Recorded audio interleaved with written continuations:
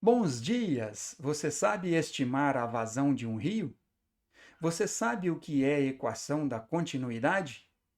Permaneça no vídeo e você saberá.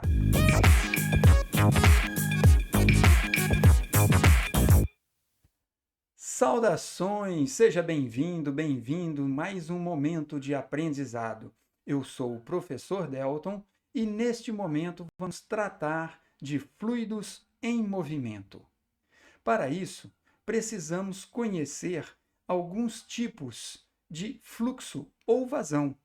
Você conhece algum? Um deles é o laminar, aquele em que o fluido escoa com um mínimo de agitação das suas partículas. As partículas do líquido ou do fluido descrevem trajetórias regulares, suaves. Outro tipo é o turbulento. Nesse caso, as partículas têm movimento irregular, aleatório. E nesse vídeo vamos estudar somente o fluxo laminar. Nossa análise então ficará focada só naqueles em que o fluxo é laminar. Nesse sentido e nesse nível, vamos tratar de fluidos ideais. Nesses fluidos ideais são aqueles em que a densidade é constante, isto é, o líquido ou fluido é incompressível. Além disso, eles não têm viscosidade, ou seja, a energia é conservada durante todo o escoamento. Lembrando que quando estamos falando aqui de fluidos, nós estamos nos referindo a líquidos e gases, tá certo? Muito bem. Lhe convido a fazer uma análise do fluxo do líquido mais importante para nós. Pense na água escoando de forma laminar em um encanamento quando você abre a torneira. E vamos representar uma porção dessa água em um encanamento conforme essa figura, onde essas linhas, chamadas linhas de corrente, representam um campo de velocidade das moléculas da água. Isto é, se você considerar um ponto aqui, quando a molécula de água passa nesse ponto, ela passa sempre com a mesma velocidade. Em um outro ponto, também. Nessa representação em que as linhas de corrente estão paralelas e equidistantes, todos os pontos as moléculas passam sempre com a mesma velocidade nessa região. No entanto, um outro encanamento aqui representado, você tem três regiões distintas. Nessa região aqui, em que as linhas estão representadas de forma equidistante e paralelas, todos os pontos aqui têm a mesma velocidade. No entanto, esse outro ponto que estou marcando, você já tem um estreitamento do encanamento. E nesse ponto, as moléculas passam sempre com a mesma velocidade. No entanto, a velocidade das moléculas nessa região é maior do que a velocidade nessa outra região. O que acontece nessa terceira região, em que as linhas de corrente estão representadas por setas maiores? Aqui, as moléculas do líquido ou da água passam com uma velocidade maior ainda do que nas três regiões anteriores. No entanto, esse ponto A ou esse ponto B, as moléculas passam sempre com a mesma velocidade, pois está numa região de linhas equidistantes e paralelas. Muito bem. Enfim, observando esta figura, eu lhe convido a como que você faz para estimar o fluxo de água em uma torneira de sua casa. Sugiro que você pegue dois instrumentos, um cronômetro e um recipiente, tipo um balde, um recipiente que você possa armazenar um certo volume de água e que você consiga colocar esse recipiente embaixo dessa torneira. Então, de posse dos dois recipientes, dos dois objetos, cronômetro e recipiente, você coloca próximo a essa torneira, abra a torneira ao máximo e prepare-se para colocar o recipiente embaixo da torneira e, no mesmo instante, disparar o cronômetro. Talvez precise da ajuda de mais um colega. Então vamos lá. Você coloca um recipiente embaixo da torneira e no mesmo instante dispara o cronômetro. Aguarda armazenar um certo volume no recipiente. Retira o recipiente e no mesmo instante desliga o cronômetro.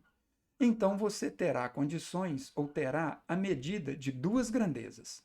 Você poderá medir o volume de líquido que armazenou no seu recipiente e você terá a medida de um intervalo de tempo em que você recebeu um volume do líquido, um volume de água.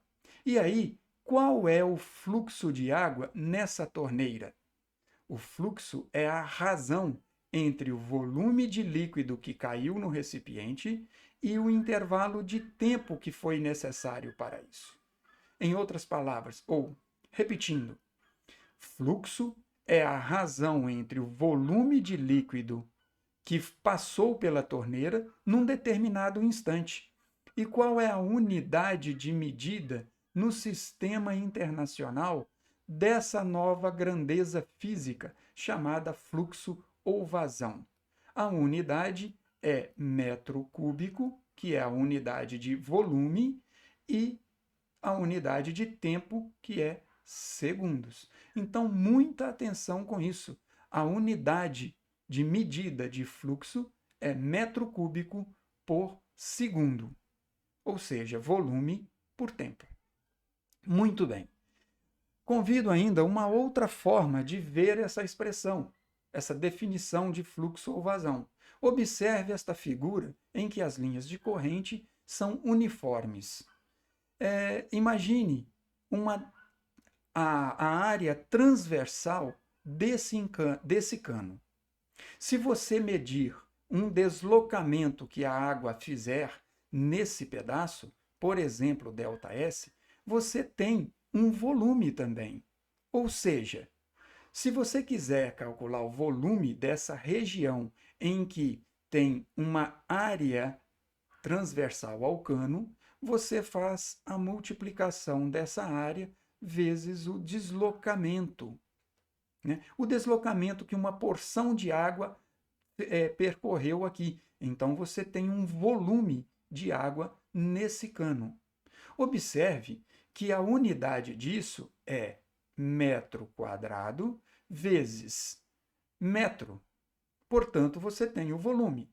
Observando ou relembrando o que você viu na tela anterior, a definição de fluxo, fluxo é o volume por intervalo de tempo. Então, trocando o volume pela área vezes o deslocamento e dividindo pelo intervalo de tempo, o que você observa nessa expressão? Olhe bem para essa divisão aqui, ó. Isso te faz lembrar qual grandeza física? Muito bem. Fluxo, então, pode ser a área transversal de um cano, não é isso? A área transversal de um cano vezes a velocidade. Cuidado com essa expressão. Isto aqui é um V minúsculo que representa velocidade, enquanto que aqui é o V maiúsculo de volume. Então, observe uma nova maneira de calcular fluxo. Se você souber a área transversal por onde um líquido escoa e você conseguir medir a velocidade desse líquido, você também calcula o fluxo. A outra maneira é você saber o volume de líquido que passa numa determinada área de um encanamento e o intervalo de tempo que foi necessário para isso. Tranquilo? Compreendeu as duas formas de você calcular o que é fluxo? Então, qual delas você vai usar? Isso depende da situação que você estiver, tá certo? Então, agora você está preparado para responder uma daquelas perguntas do início do vídeo. Como que você faz para estimar a vazão de um rio? Você pode você precisa escolher um determinado local do rio em que o escoamento possa ser considerado laminar e com a ajuda de algum colega e de alguns equipamentos, você faz isso. Ó. Você pode medir a área do rio, isto é, você pode medir a largura do rio usando uma canoa, um barco e atravessando. Durante essa travessia, você mede a profundidade usando uma vareta, um bambu, alguma coisa que tenha condições de tocar o fundo do rio e obtenha um valor médio da profundidade. Uma vez que você tem o valor médio da profundidade e tem a largura do rio, você consegue calcular a área transversal da calha do rio. Ou você obtém a área transversal por onde a água do rio escoa. Usando um objeto que possa flutuar nessa água, você pode soltar uma garrafa com ar, por exemplo, e ela flutuando aqui na água. Quando você soltar essa garrafa, você dispara um cronômetro e mede uma distância que essa garrafa percorre e o tempo que ela gastou para isso.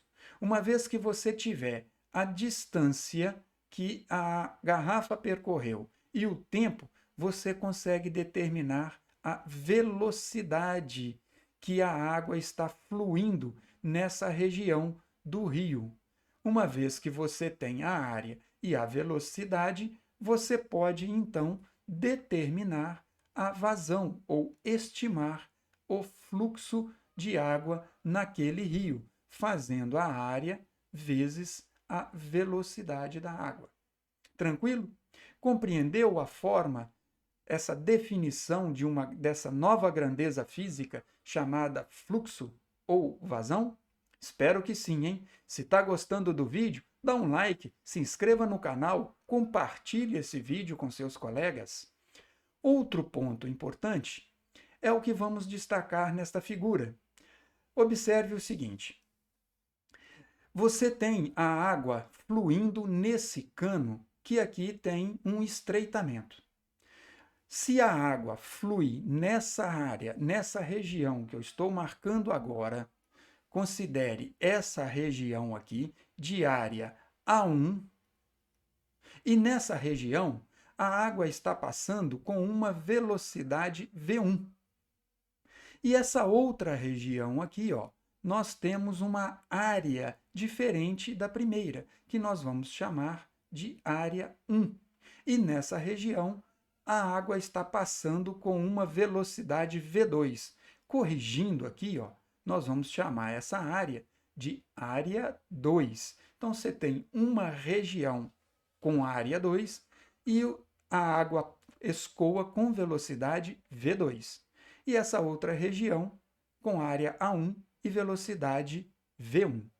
Veja bem, nessa situação, você nunca viu um cano estourar aqui por causa de estreitamento.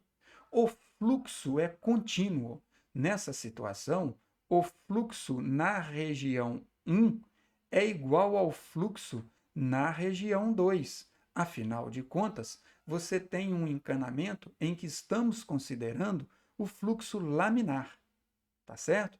Então não há parada. Vamos supor que esse encanamento tivesse uma torneira aqui. Se você fechar a torneira, o fluxo é interrompido.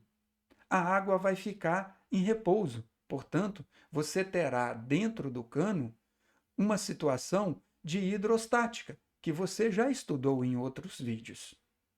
Quando você abre a torneira, ocorre o fluxo. E nesse fluxo ele é contínuo, independente da área. Tá certo? Observe, então, que esse fluxo na região 1 pode ser calculado, determinado, fazendo a área 1 vezes a velocidade V1. E a região 2, você vai ter a área 2 com a velocidade V2. É muito importante você analisar esta expressão, que é conhecida como equação da continuidade. Muito importante você entender o que está nessa expressão.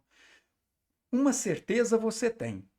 Nessa região, a área tem um valor grande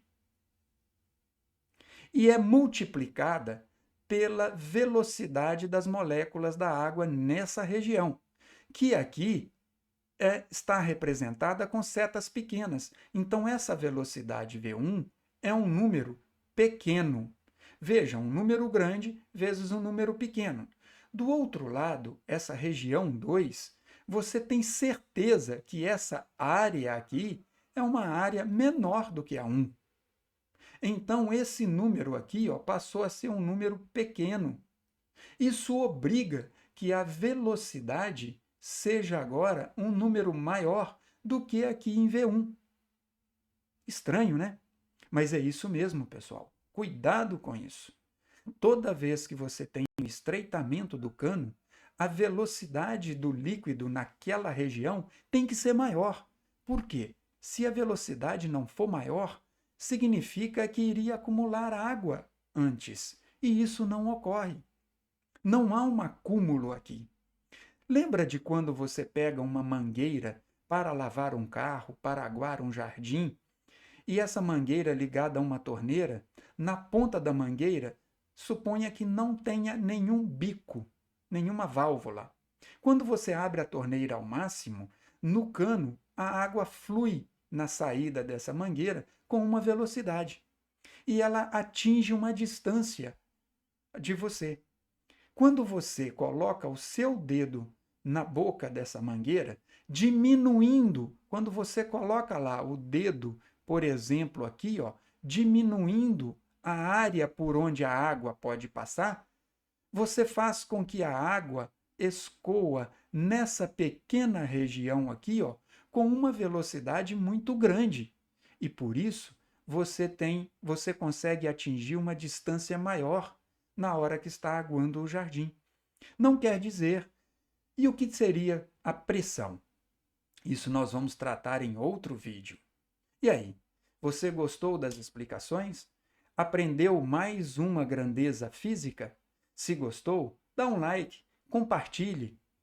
Vamos dividir o conhecimento? No mais, aquele abraço, pessoal. Que todos tenham ótimos estudos e aquele abraço. Até o próximo vídeo.